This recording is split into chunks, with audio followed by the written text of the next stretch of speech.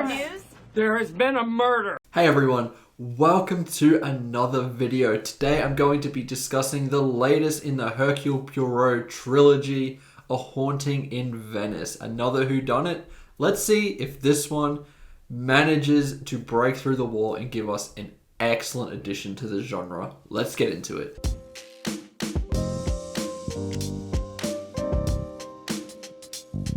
Okay, as you can tell by just this introduction, I generally think that the first two movies are pretty mediocre to somewhat decent. Murder on the Orient Express was fine. Death in the Nile, I think, was fine. But they're overall pretty forgettable, and I think they just get heavily overshadowed by Knives Out. Another more contemporary whodunit that just is bursting with life and creativity. This is filled with all of the tropes and certain revelations that you would expect from a whodunit. These are all based off Agatha Christie novels, who is pretty massive in this space. And to be honest with you, I probably wasn't going to see this movie until I saw the trailer, and it really hooked me with just all of these horror thriller elements that are going to be roped in with the movie and the mystery. I think it's a really good combination of genres that would have made for a really brilliant and entertaining movie. And I think those are the most fresh and unique spins on the genre that A Haunting in Venice brings. This amalgamation of genres is at least somewhat entertaining to watch, and the setting itself I really like. Exploring kind of Halloween tales within Venice was just a really good combination in this genre. The ensemble, I think, are pretty good too. They all give a half-what decent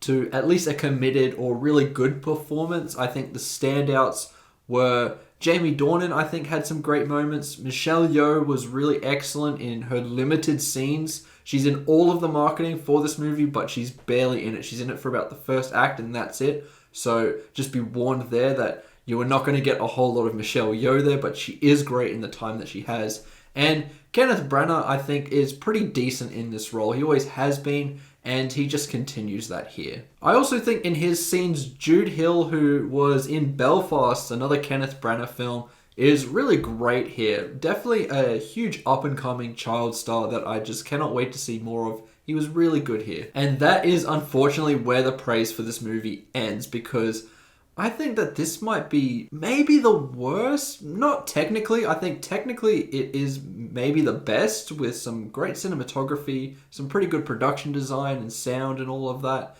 and some decent committed performances. However, this thing is so boring, and I think what really weighs this down for me even more is the fact that I was somewhat excited for this. As I said, with this combination of genres really making it interesting, it just doesn't really turn out to be the case when we get the story that's thrown in the middle of this. Sure, those horror elements and the mystery genre are all very fun, but this is just so generic. Every single trope that you can expect in the whodunit genre is here.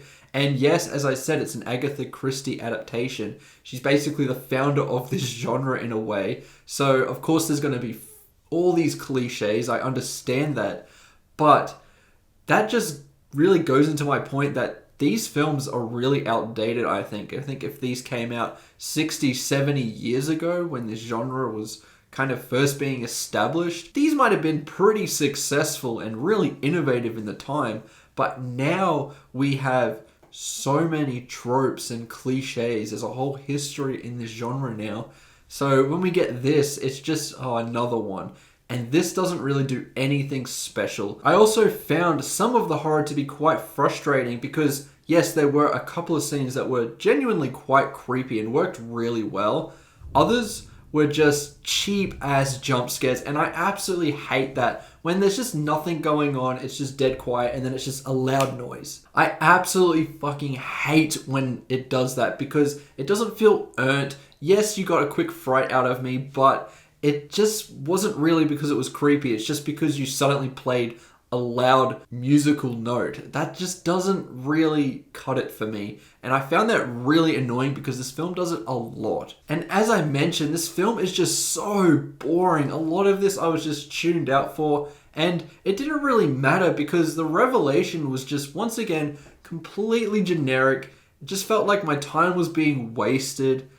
And even when I was zoning out at times because I was just so bored, I still could pick up on everything and guess who did it so quickly because it's so obvious. Because once again, it plays into all of these cliches. All three of these movies, I feel, have very disappointing revelations as to who did it. And the explanations are just, they're half decent. They're supposed to be the biggest point and the most satisfying moment of these movies. And every time I've seen each in this trilogy, I just can't help but feel really disappointed and just question, why did I watch this? A Haunting in Venice, I really wanted it to go out there and be a little bit more special and unique and do some wacky things, but it just doesn't. It stays in a box that it just doesn't want to get out of. And if you're fine with that, if you really love these movies, you're going to get another great one because this is, as I said, technically more proficient than the last two. However, there's just no personality here, and I honestly am not interested in watching this again. It seems really forgettable. I'm really struggling in kind of picking up some details and telling them to you right now because even though I saw this movie about an hour ago, I'm just so underwhelmed by the whole thing. Really nothing about this was special at all. Also, I feel like these ensembles need to be cut down in these movies because even though I get that's a whole trope of the Whodunit, having that wide cast of characters and exploring each of them is really fascinating when it's done well, but when it's not done well, you just have these empty, shallow characters that just feel like they're wasting time on the screen. There's a couple in here, probably about 3 or 4, where I think you could have just cut out and it would have made no difference to the story.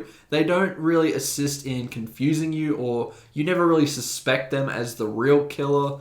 And their backstories and their revelations aren't interesting. It's just thrown in and it's not enjoyable. It really isn't. I just don't know what to say here. I said in my review of Amsterdam about a year or so that was like a bowl of rice. No flavoring, just a bowl of rice. It's just It's just flavorless and dull.